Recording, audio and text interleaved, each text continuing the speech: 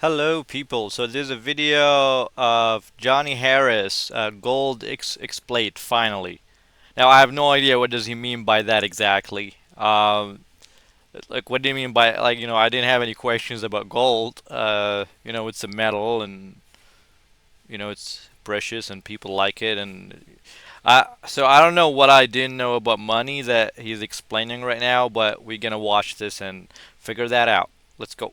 If we took all of the gold that has ever been mined in all of human history and put it all in one place in a giant cube here in Washington, D.C., it would look like this. Okay. Oh, Not that big. this is it. I mean, it's pretty big, but I kind of thought it was going to be a lot bigger. So what's all this gold even used for? Well, 45% of it is used for like decoration and jewelry. You got necklaces, you got earrings, you've got this giant Buddha that's just solid gold.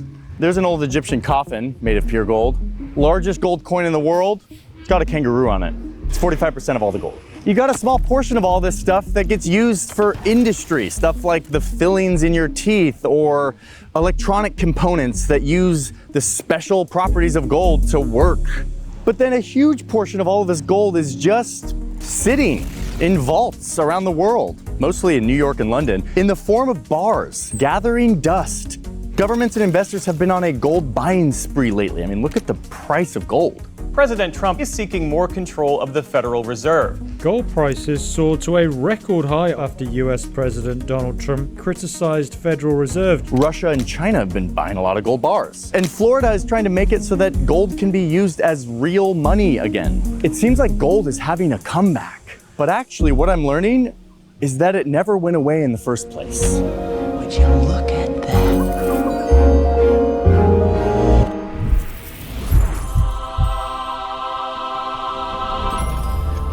I have no idea about most of this, so So how did all of this gold get here to Earth? Well, a lot of the gold that humans mined came to us on one of these, an asteroid loaded up with heavy metals that formed from exploding stars.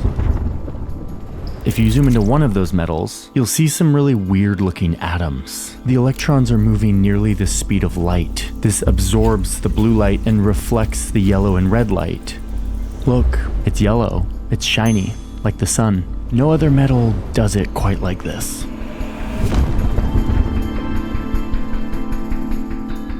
These gold deposits sat in Earth's crust for billions of years, undiscovered. Some rivers dug in, eroding the earth and revealing these pieces of shiny stardust. It caught the eye of some humans who noticed it was different. Found this shiny rock that they dug out of the ground that they could turn into things that it didn't tarnish. It was a dense metal, but it was somehow soft and workable. It didn't rust. It was incorruptible. Was it eternal? Gold has chemical properties that have proven to be very interesting and useful to many societies across a kind of many centuries. And some of those properties have to do with its purity, some of them have to do with its malleability, some of them have to do with its indestructibility, and some of it has to do with its aesthetic intrigue. From China to the Andes, people independently fell under gold's spell, at first for decoration and celebration of their rulers and their gods. Indian healers made medicine with it. To the Inca, gold was the sweat of the sun. They covered their temples and adorned their faces with it. The Greeks made statues. King Solomon plated his temple with it. And 6,000 years ago, this guy was buried with a gold bracelet, with beads, with a scepter, with a sheath. Oh, and not for his sword, but for his... Yeah, I mean, I guess it was pretty valuable stuff. Chinese emperors ingested gold, trying to become immortal, which, spoiler alert, doesn't work. But as humans gathered in larger and larger groups, empires grew, they became greedy and hungry for more land, the story of gold starts to evolve, helping kick off one of the most significant psychological inventions humans ever came up with, the invention of money. It's a commonly accepted medium of exchange that many people are willing to accept it. In early societies, one of the most common things was cattle. Yep, we're talking about cows. We'll get back to gold in just a sec. Let's go inside the human brain to see how money evolves. So yeah, instead of just trading something I want for something you want, humans started settling on commonly useful things that they could carry around and that would be valuable to most people. Historically, lots of objects have served as monies. You got barley, salt. Cows were something. I just noticed that I do call them as well monies, and he just said money. I find that funny. I don't really have a lot of things to say about that. I mean, it's kind of interesting, but if I don't have any reaction for the most part, it's because I'm just trying to absorb the information. I don't really have many comments that would be useful. Thing that many people needed for food. They were transportable because they could walk. They were pretty easy to maintain because they ate grass. This is the most obvious version of money. Something that is practical and useful. It'll help you survive. But they also have drawbacks. Wait, I don't think cows do that. Like the things that the cow just did. Like, yeah, this is like they put a cat movement on a cow. They were pretty easy to maintain because they ate grass. This is the most obvious version of money. Something that is practical and useful. A cow and does not useful. do that. It'll help you survive. But they also have drawbacks. Cows don't make good money. That's a weird sentence I never thought I would say. But yeah, they spoil, they're hard to divide. You can't easily bring them to faraway places to do trading. So eventually, humans found something better. That shiny, soft metal pulled from the riverbeds. It was easy to shape, to split up. So it's easy to carry around, it's easily divisible. And it just looks cool. I mean, humans love shiny things. So that was like a nice added bonus. It was rare, but not too rare. Like there was enough of it, but it wasn't like everywhere, which like that's an important part of this. But gold doesn't feed you. It doesn't keep you warm. It doesn't shelter you. Yes, you can make jewelry and like a dagger out of it or something, but like it's not that intrinsically useful unless we introduce a very powerful ingredient to the mix. It's a very human ingredient called belief. This guy believes gold is valuable, and so does this guy. If someone believes that gold is valuable, and so does another person, that belief turns metal into a system. He trades it for wheat. I'll give you gold, you give me wheat. You then take that gold and go trade it for salt or fabric. Gold becomes valuable not because of what it does, but because what we believe it means. So this is a big psychological step for us. From cattle, which has utility, to gold, which has no utility but is scarce, durable, divisible, universal, and don't forget, nice and shiny. And all this is made possible because of collective belief. Belief that if I have this metal, I will be able to go use it to buy things that help me survive. And if everyone believes it, then it works. Gold and silver became the dominant monies throughout the world. Dominant monies. I like how he says that. If collective belief can turn metal into money, as a collective, I believe that we can change a broken media ecosystem into something better. Me and my team have been working on a new chapter trying to build a place for community-led journalism. You can join the waitlist at newpress.com to get early access as soon as it's ready. But for now, we're talking about gold. So the belief in gold spreads throughout the world a few thousand years ago, not just as a thing that we do to worship the gods, but as a means of trade, a currency, a money. This also happened with gold's forgotten cousin, silver. Poor silver. It just didn't get those fast-moving electrons to make it shiny. And there's like too much of it too. Anyway, soon gold was being stamped into standardized coins, being used as a near universal form of money all around the world. It was magic, but it was also mania. When the Spanish landed on the shores of modern-day Mexico in 1519, they met the Aztec civilization, and one thing caught their eye: gold. Lots of gold, including these gifts that the Aztec king was presenting to these Spaniards, giving it to them for free. The Aztecs were using lots of gold, but not as a currency, but as decoration, for worship, for armor. This is gonna be bad, I can tell from now. You got a lot of gold, and you met the Europeans, and you're giving them gold. This is bad. It's sort of like, if you have a dog and you feed it human meat, and it just becomes bad. This is what happens. You give one European, especially from the previous times, some gold for free, and you're gonna have a lot of Europeans coming for you. That's just what happens.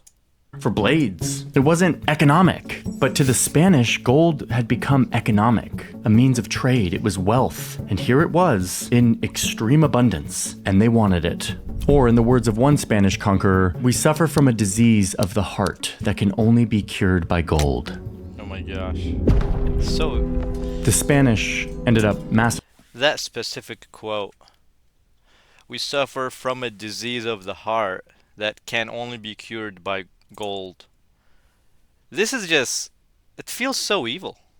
You know, it's like somebody's evil and then they know it. Like somebody who has a soul problem or a psychological issue and they know it, and you know, and they murder people for it and destroy populations and do genocides. And I don't know, I just thought this quote is very interesting, and it's sort of evil and yeah, interesting. Gold. The Spanish ended up massacring the Aztecs with their weapons and their diseases.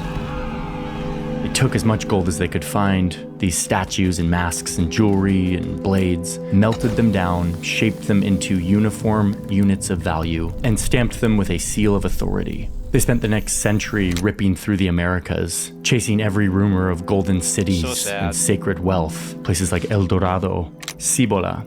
Men fevered by greed for this shiny metal stuff, fueled by conquest and spoils that built their cathedrals, and ended up kicking off a race among the European empires, a race for more and more gold. Let's not forget what the Spanish found when they came to the New World. Gold. Mountains of it. And then, of course, this leads to a cottage industry of renegade sailors, sometimes hired by other empires, trying to intercept these ships going to and from the New World, with hopes of finding one of these chests full of gold. Now, I was disappointed in my reporting when I discovered that most pirates weren't actually after gold and didn't find a lot of gold. They were after more boring stuff like lumber, and they didn't really have these X marks. What? No way. So all of these pirates and all the pirate movies were not actually about, like, I mean, I thought, you know, like, if you know, if you're watching this, you know, most of us, if not all of us as kids, you know, when you think about a pirate, what immediately sort of comes to mind that what they do is that, you know, they have their little map and they're looking for X, you know, and trying to go to X, and you dig and you find a chest, and then inside of it, gold, right? Like that's what I hadn't thought of. So to know that they were mostly about lumber, that's just weird. I guess this changes my understanding of a big part of you know, what I know about things. They were after wood. No way. The spot type maps where they buried their chests of gold. Wait. It's the X. X marks the spot. That's mostly a myth. They really have these after gold and didn't find a lot of gold. They were after more boring stuff like lumber, and they didn't really have these X marks the spot so type they did maps not. Where they buried their chests of no gold. way. Look, it's the X. We're all lied to. X marks the spot. That's mostly a myth, but it's also kind of a useful example of how gold inspired. I really wonder, where did that come from then? Like, who was the responsible person or bunch of people who spread that idea, and why? Is it because it's fun? Is it because it's interesting? Is it because the kids love stuff like that? Or yeah, that's just so weird. So they never did that? You know, like every day you learn something new. These like big grand stories of adventure, of jackpot, how it enlivened the imagination and inflamed this greed in people's minds. I mean, I get it. How sick is the idea of a bunch of gold that never rusts buried somewhere in the Caribbean, ready to turn a peasant into a count? Greetings. God, I love the Count of Monte Cristo from the early 2000s. So by the 1800s, this psychological leap is complete. There is a near universal belief in gold as a currency, a means for exchange, the universal money. Big European empires had already torn across continents in search for it, and now it was the turn of regular people, the dreamers, the risk takers, the desperate men who joined the hunt for gold. Men with nothing to lose, chasing rumors of riches, and doing pretty reckless and extraordinary things, all for a shot at striking gold. A big group of them in 1849 fled into the western United States, helping build California, becoming the 49ers, all in search for gold. These guys are in Canada's Yukon. where it is very cold, and they're looking for gold. I mean, this happened everywhere. South Africa, Australia, the Amazon, each place the same story. Men intoxicated by the idea of getting rich off of gold, doing whatever it takes to get their hands on the stuff, even forcing others to mine it for them. This frenzy of hope, chaos, migration. It was gold fever, and it didn't just move markets, it moved human beings, entire populations. It was, as the writer of this excellent book puts it, a murderous, cruel, intoxicating, brutal adventure that swallowed an entire civilization and spat it out as coins. Man, I love when rigorous historians write beautiful language. Okay, let's dive back into the brain really quick and see what's going on next.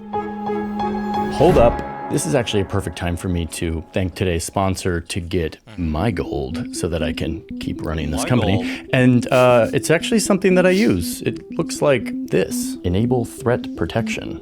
Boom. I'm in. So NordVPN used to just be a virtual private network, a VPN that allowed. One of the problems with physical gold is that if you want to trade it in large quantities, it's pretty heavy to carry around a lot of gold. And what people decided was if they could deposit their gold into a bank, it would give them a banknote, which was essentially an IOU. 1 ounce of gold was worth approximately $20. So basically, if you had a $20 bill, I believe this is what most of the problems started. When we got to that point, the IOU, right?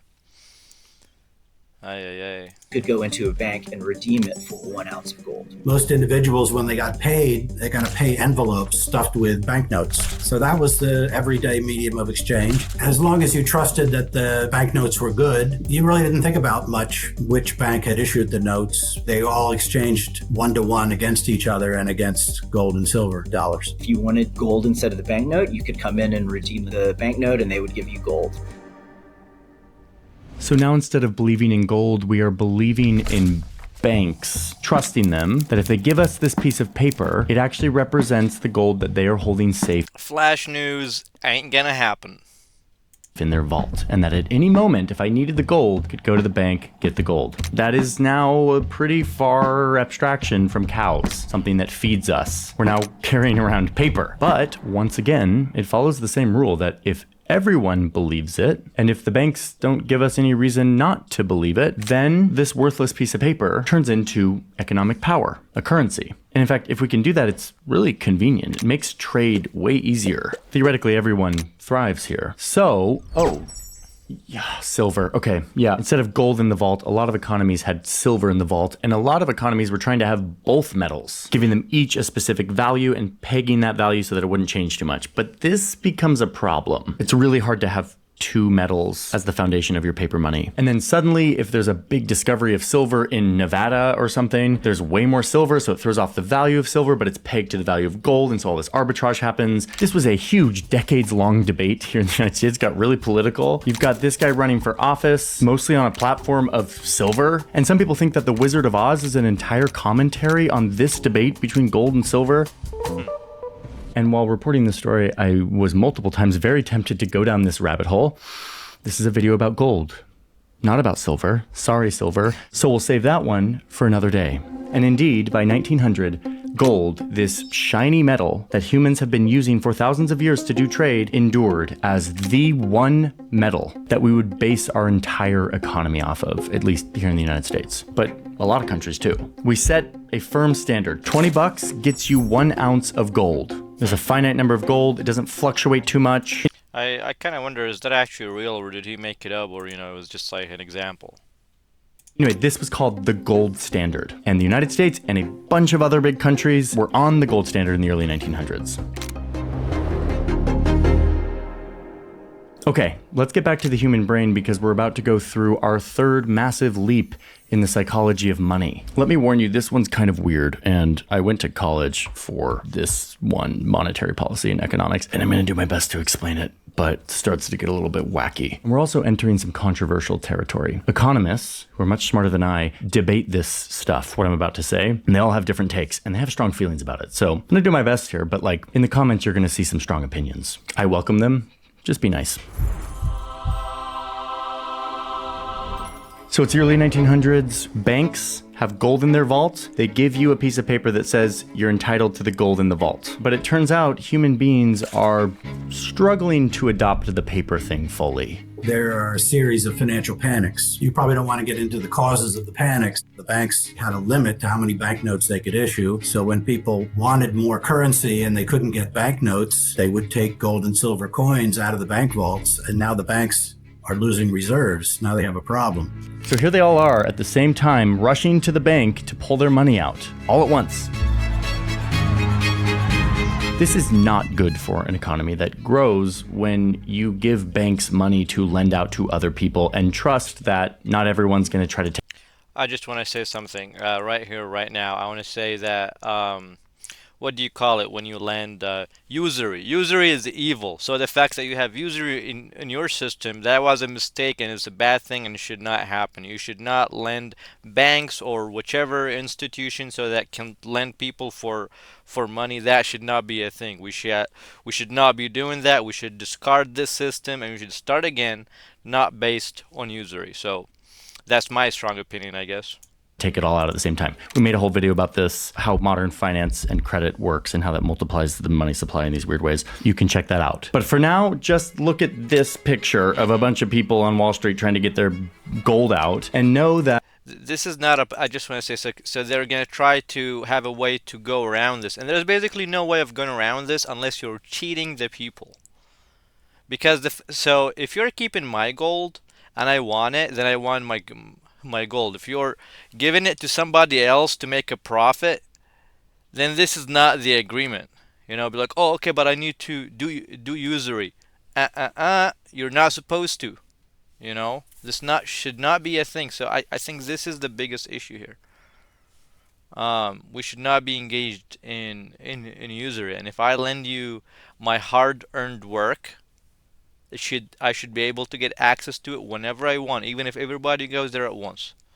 You know, but you know, all right, we can just continue. I do have very strong opinions, I guess, about this. That this is not good for the economy. Oh, so yeah. the US government decides that having all of these decentralized private banks who are giving out paper money is just too prone to these vulnerabilities, to everyone going and taking all the money out at the same time. So they decide to make one bank to rule them all, aka the central bank, aka the Federal Reserve, aka the Fed.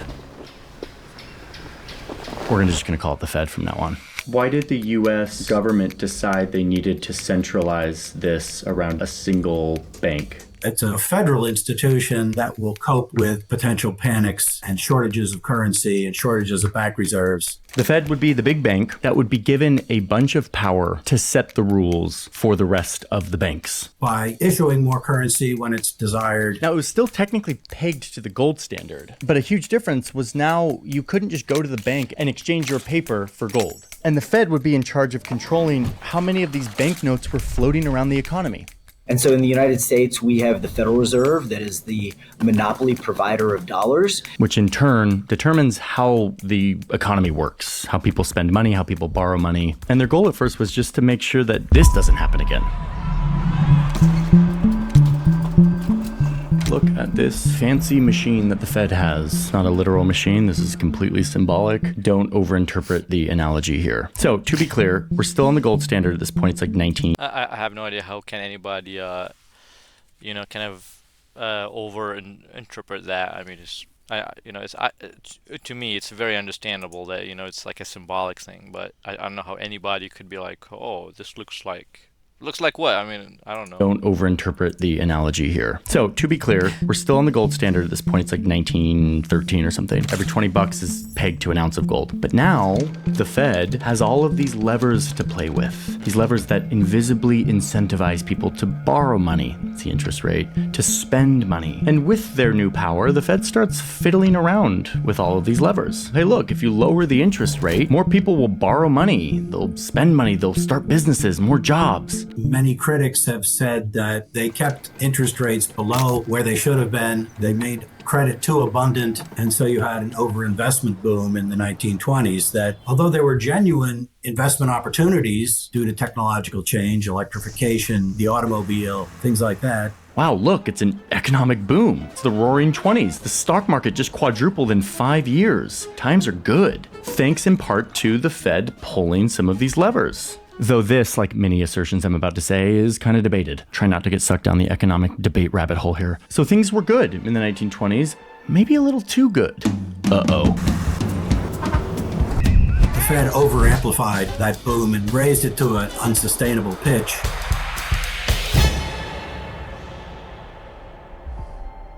The bubble burst, the good times ended, and the US and the rest of the world falls into a Great Depression. The money supply in the early years of the Great Depression, starting in 1930, there are bank runs that drain a lot of the gold out of the banking system into individuals' wallets and under their mattresses. Again, we made a whole video about what recessions and depressions are. Check that out. Okay, but watch what happens here. One of the very important levers that the Fed has on this symbolic machine is to put more money into the economy. And they do this through a bunch of different indirect mechanisms. But the result is there's more money to go around, and borrowing money is cheaper. They can make the interest rate go down. So it's like, doesn't cost that much to borrow money. During the Great Depression, most economists agreed that the Fed should have done this. So why aren't they using this? It's the Great Depression. People aren't spending money. People are losing their jobs. Lower the interest rate, get more money into the economy. But look, they can't really do that very much. The money supply is fixed to gold. If the Fed started to issue more notes, it could reach a point where it was constrained by not having enough gold to back them. If you lower the interest rate, then people are going to borrow a bunch of money. But then what if they show up to the bank with all that money and demand gold bars in exchange for their paper? They might do that. Everyone's kind of panicky. So the Fed is envisioning this nightmare scenario where all of their gold goes away and the whole system falls apart. So instead of lowering the interest rate, they hike it up. They defend their gold. The historians who debate this stuff don't agree on all of this, but they do agree that this course of action made the whole thing worse, made the Great Depression last a lot longer. 10 years of misery. And so the Federal Reserve, instead of saying, hey, we made a big mistake, we shouldn't have caused this bubble in the economy, they said, you know what, we need even more power to control the money supply. And that's what happened. That resulted in the president coming out and saying, hey, the gold standard really just screwed us over. We weren't able to pull all of our levers because we were pegged to this obsession with being backed by gold. So let's be done. Enough is enough. We need flexibility in a crisis. And if you want to go way down the technical rabbit hole, look up the unholy trinity. That's a very technical explanation of what's going on here. All the sources are in the description, as always. So it's 1933, and FDR comes out with an executive order saying that Americans need to turn in their gold bars in exchange for flimsy dollar bills. And the government could now print as much or as little money as they wanted to guide the economy's behavior to keep it humming along. And hopefully keep prices stable. Now, you don't have a finite thing called gold. That is like, there's only so much of it, because now you just have an infinite thing called dollars and a central bank who can effectively print as much of it as they want. The more they print, the less each is worth. So prices go up. That's inflation. Anyway, let's go back into the brain, because this is like the biggest psychological leap of them all. Money is still belief.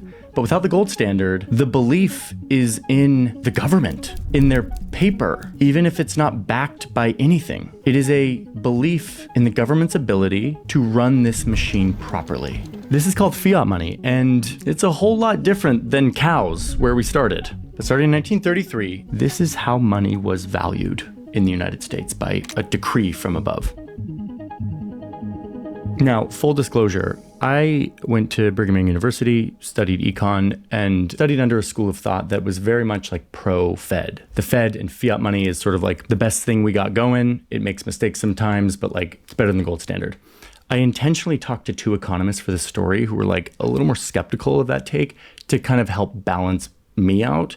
And my hope is that the story I just told you about this moment in time is a fair characterization. But if there's any professional economists watching, I would love your take on this. Like, I would love a good faith critique or like alternative view or whatever. Like, economics is not science, it is psychology. And so we get to debate it endlessly. So gold is out. And so what, are we at the end of the road for this shiny metal, this thing that humans have loved forever? Not so fast.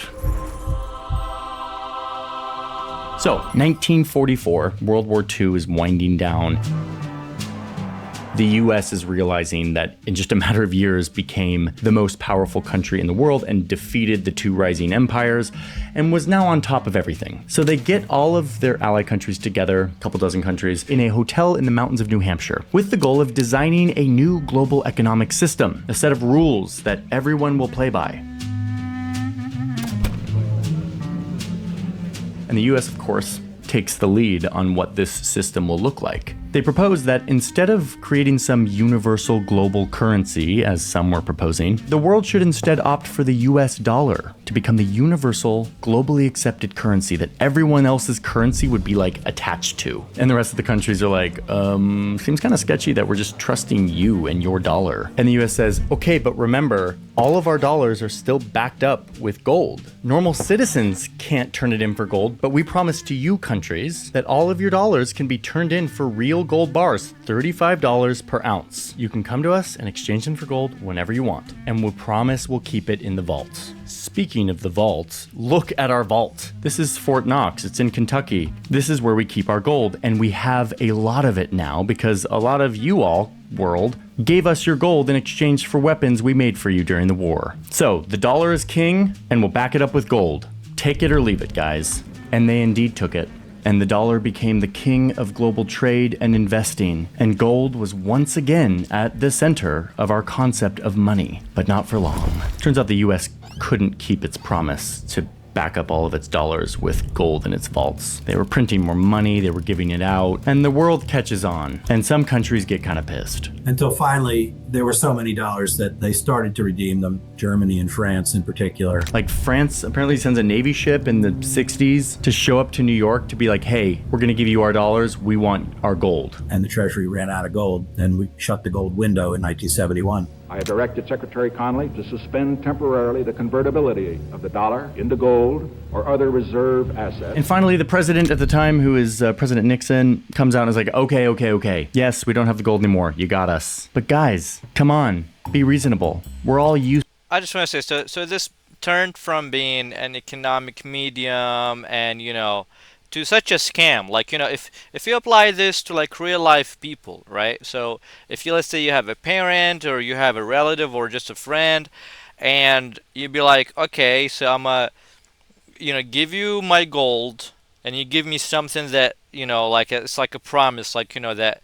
So it's written like, give me back my gold when I need to, and everybody signs on it. And you go back and you find that they invested your gold and can't give it. This is a scam. They were supposed to keep your gold. They're supposed to protect it, and that's how that goes. They're not supposed to lose it somehow. If you lose it, you're a scammer. You scam the person. So I'm just saying, from this point on, the American government has become a scammer. Has become just a one huge scam at this point, in my opinion. Because it's not even an opinion. It's just, you could have a look at that. What does it mean when you when you do this interaction? When you give somebody your gold, they promise you're gonna keep it. You can take it back if you need it, and then you go there and like, we ran out of it. What do you mean you ran out of it?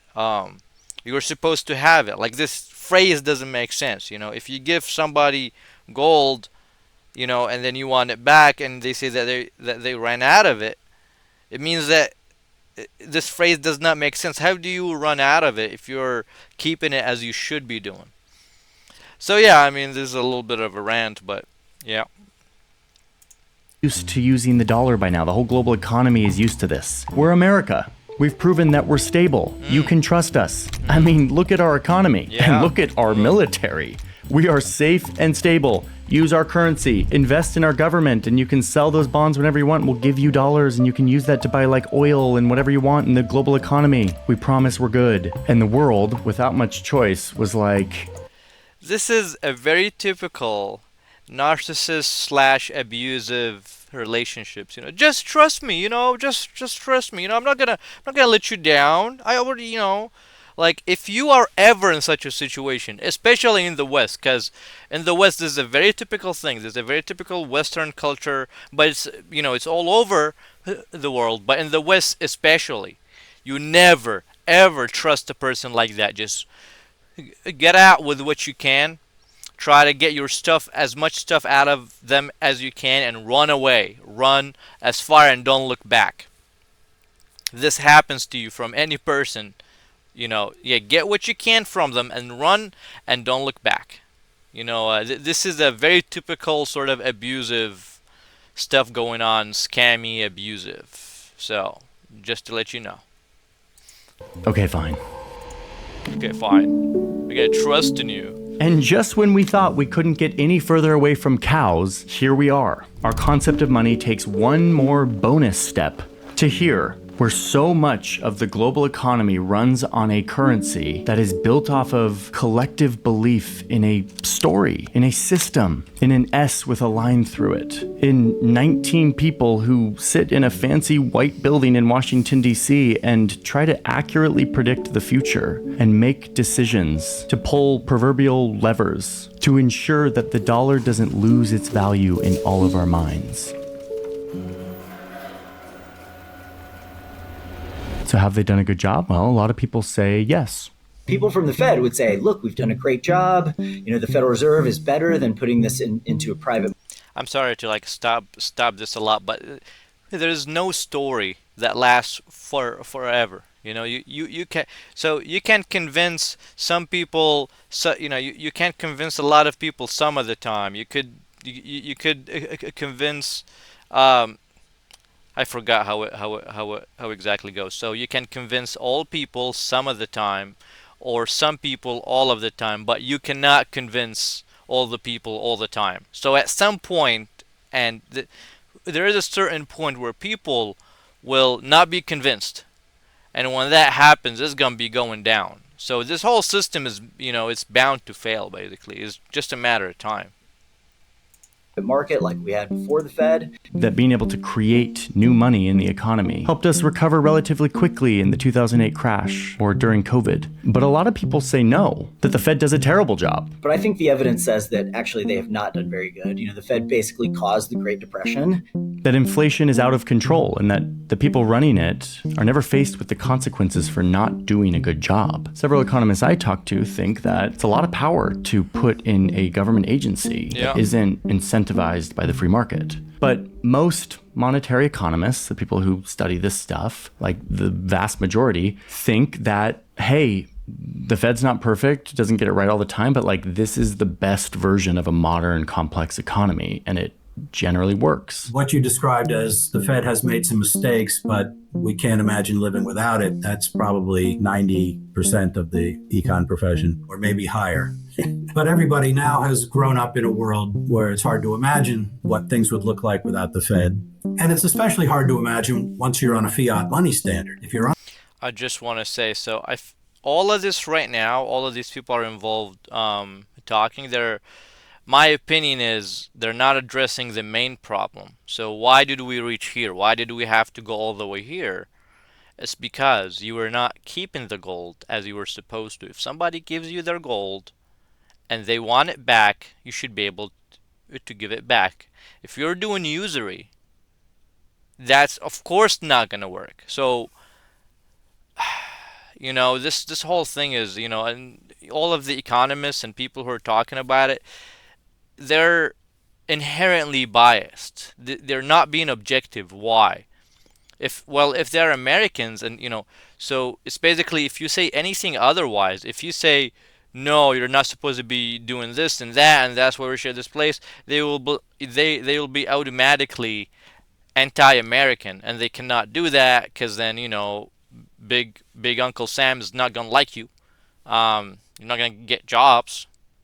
But yeah, so probably what we're gonna see from now onward, any defense of how the system as it is now is basically fallacious. It's wrong, it's off, it's biased, it's twisted to make you think that this is right, that this is the best system we could ever have. We cannot imagine anything without it. Before that was so terrible. We could not give all the money back. So I don't know, what do we do about it? Well, you don't do usury. You keep the gold in vaults as you should, and you don't take it out until its owner asks for it. That's what is supposed to happen. If you deviate from that, yeah, you're gonna have problems. But yeah. On a fiat money standard, somebody has to control the quantity of fiat money. And if it's not a central bank, how do you do that? I'm actually not going to have an opinion on this. I'm still kind of making up my mind. Good, I'm glad you're not, because... So let's wind this video down by getting back to the central question at the beginning that we started with, which is, why are people buying gold again? Why is this happening? The price of gold is near an all-time high. Have you seen the price of gold lately? Gold is up more than 13% this year. So since we've gone totally off the gold standard since 1971, and in fact, even before that, people have started holding gold as a hedge against inflation. Despite all of these mental leaps and these vast abstractions of economic value, here we are, turning back to gold.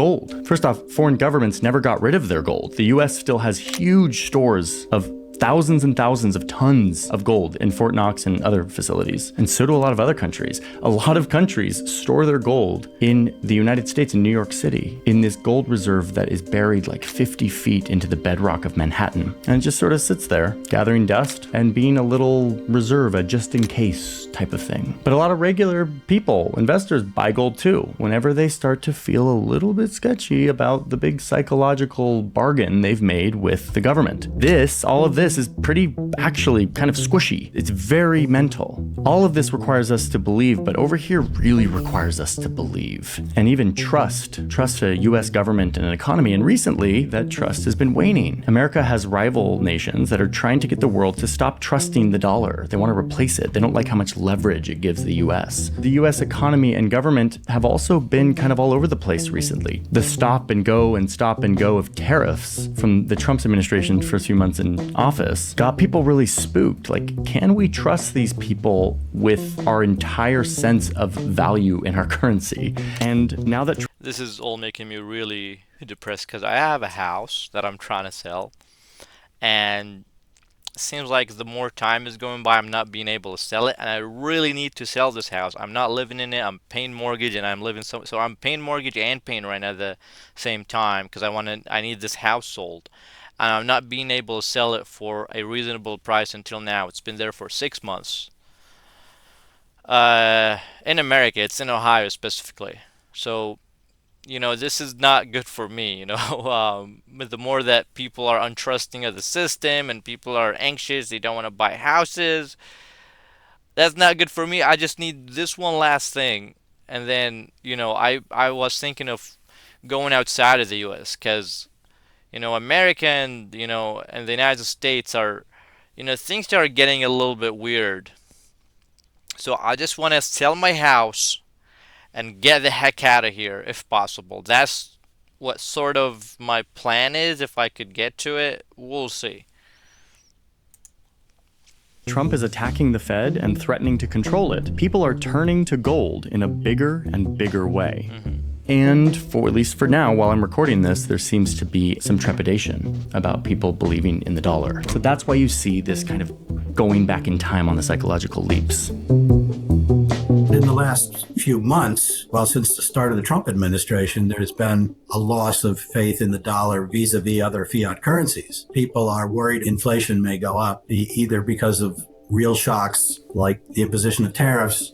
So people are rushing to other stores of value that don't rely on a central government. The shiny metal, gold, is one of them. But there's another currency that people are opting for that kind of looks a little bit like gold, at least mentally. Bitcoin is essentially the new gold. It's becoming really the true Bitcoin. digital gold. I think a lot of young people are comfortable with digital assets and digital currencies and would switch over to Bitcoin or something different. Either one of those things would provide a check on the Federal Reserve because people would have an alternative and the Fed would know that if they created too much inflation, people would switch over. Bitcoin and other cryptocurrencies may represent a future path for this psychological journey of money that we've seen here, but it seems to be too early to tell. But it does seem like we are entering a new chapter on this journey of our sense of value and currency and trust and belief. I'm not sure what it's going to look like. I don't presume to know, but as we've seen in this story, I think it's a pretty good guess that no matter what happens next,